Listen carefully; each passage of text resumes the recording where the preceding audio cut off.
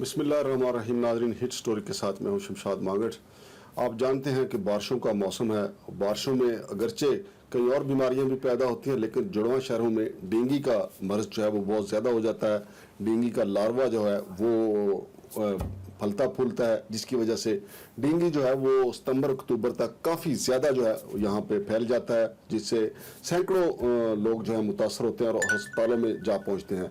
लेकिन मौजूदा हुकूमत चूँकि डेंगू स्पेशलिस्ट है, वज़ीर आज़म शहबाज शरीफ जब वज़ीर आला पंजाब थे तो उन्होंने डेंगू के ख़िलाफ़ काफ़ी काम किया था, लिहाजा उन्होंने वफाकी हुकूमत को इस हवाले से काफ़ी मुतहर्रिक किया है।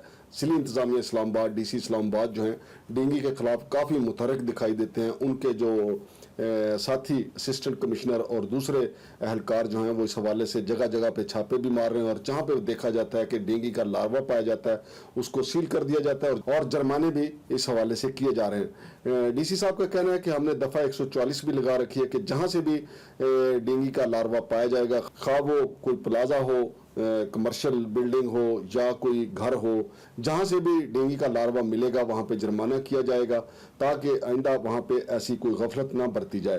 तो इस हवाले से बाराको में भी आज काफ़ी बड़ा डेंगू के खिलाफ सर्च ऑपरेशन किया गया, वहाँ पे जुर्माने किए गए। और ख़ास तौर पे जो टायर शॉप्स हैं, चूँकि बारिश का पानी जो है वो टायरों में इकट्ठा जो हो जाता है, जहाँ पे डेंगू का लार्वा जो है वो फलता फूलता है, और फिर यही बीमारी जो है वो शहरियों को आड़े हाथों लेती है। और इस हवाले से DC इस्लामाबाद से हमने स्पेशल गुफ्तगू भी किया, उनका क्या कहना है वो भी जरा सुन लें। सिर्फ हम सरकार में ना डालेंगे, सरकार ने आके चेक करना है। ये आपकी और हमारी इकट्ठी जिम्मेदारी है कि हमने अपनी जगहों को और अपनी चीज़ों को ठीक रखें, वहाँ पानी ना जमा होने दें, वहाँ लार्वा को ना पैदा होने दें। तो DC साहब, ये तो आपने डेंगू के हवाले से बताया, तो कोरोना भी तो काफ़ी तेज़ी पकड़े हुए है। सर, कोरोना की अगर इस्लामाबाद की परसेंटेज आप देखें तो वो तेज़ नहीं है। सही। हाँ, वो ऐसा पैनिक फैलाने की जरूरत भी नहीं है, तो ऐसा तेज़ नहीं है। जिस दिन हुआ तो हम खुद सरकार रिस्पेक्ट करेगी इंशाल्लाह।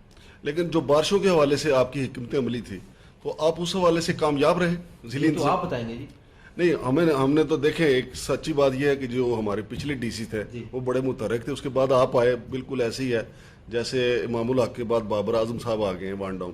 तो आप भी काफ़ी माशाल्लाह मुतहर्रिक हैं। लेकिन अभी चूंकि बारिशों का सीज़न जा रहा है, तो अभी चूंकि बारिशें ख़त्म नहीं हुई, इसलिए देखें इस बार एक तो काम हमने ये किया कि तमाम नाले हमने वक्त पे साफ कराए, उससे बहुत बेनिफिट हुआ है। अभी तक मतलब आपको ऐसा सिचुएशन नहीं मिली कि नाला जो है ना कोई ओवरफ्लो बंद होने की वजह से हुआ हो। बारिश देखें एक अल्लाह की तरफ से, बारिश ज्यादा हो तो वो दरिया भी ओवरफ्लो कर जाते हैं। जी सही है। तो उसके अलावा हवाले से जो पॉसिबल एफर्ट्स थे वो हमने जरूर कर लिए हैं।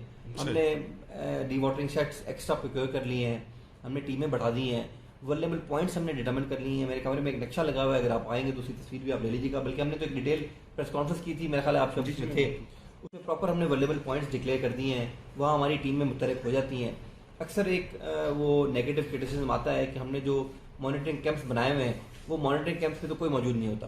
तो मॉनिटरिंग कैंप बेसिकली हमारे ना रेन में एक्टिव होते हैं। जब बारिश होती है तो वहाँ बंदा उस एरिया में पहुँचता है, और उसके बाद वो जो है ना हमारा बंदा वहाँ सिचुएशन को बताता है और हमें बताता है कि जी यहाँ पानी इकट्ठा हुआ है या नहीं हुआ।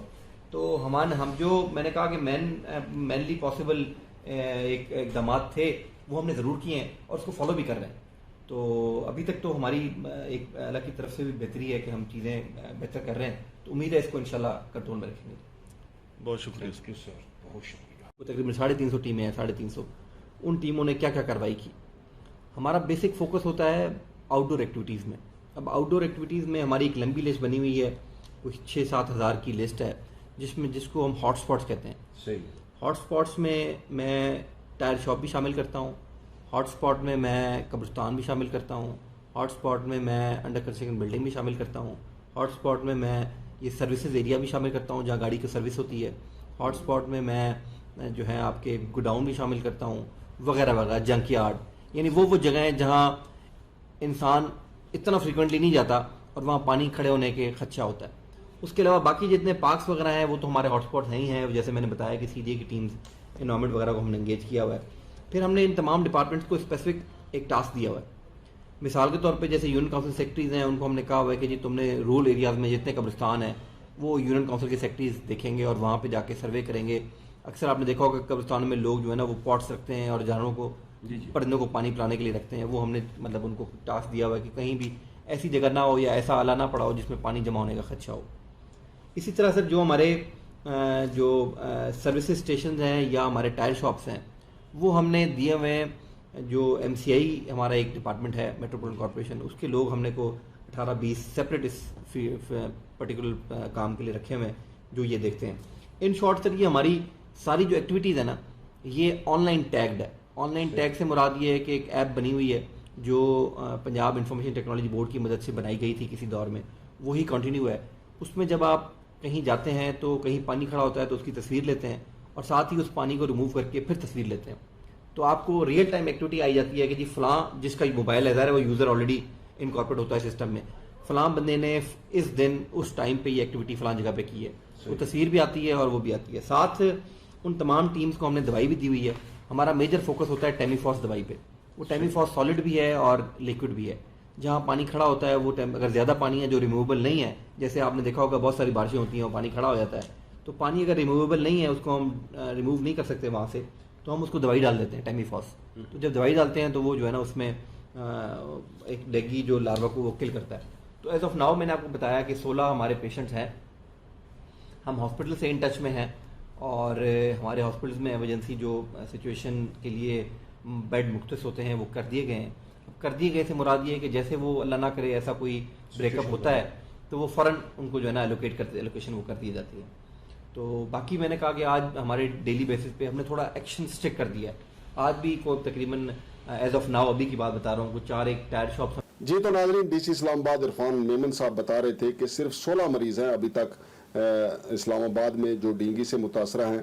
चूँकि डेंगू का असल मौसम जो आता है वो सितंबर के आखिर में और अक्टूबर में ये पीक पे होता है, लेकिन जिस तरीके से इस्लामाबाद इंतज़ामिया डेंगू के खिलाफ इन एक्शन है, तवक्को की जा रही है कि इंशाअल्लाह वज़ीर ये मर्ज़ ज़्यादा नहीं फैलेगा और डेंगू को सर छुपाने की जगह नहीं मिलेगी और डेंगू अपनी मौत आप मारा जाएगा, जिस तरीके से ज़िली इंतज़ामिया इस्लामाबाद मुतहरक है। लेकिन इस सिलसिले में जुड़वा शहर रावलपिंडी जो है वहाँ की ज़िली इंतज़ामिया को भी एक्शन लेना होगा, चूँकि दोनों शहर बिल्कुल एक दूसरे के साथ मिले हुए हैं।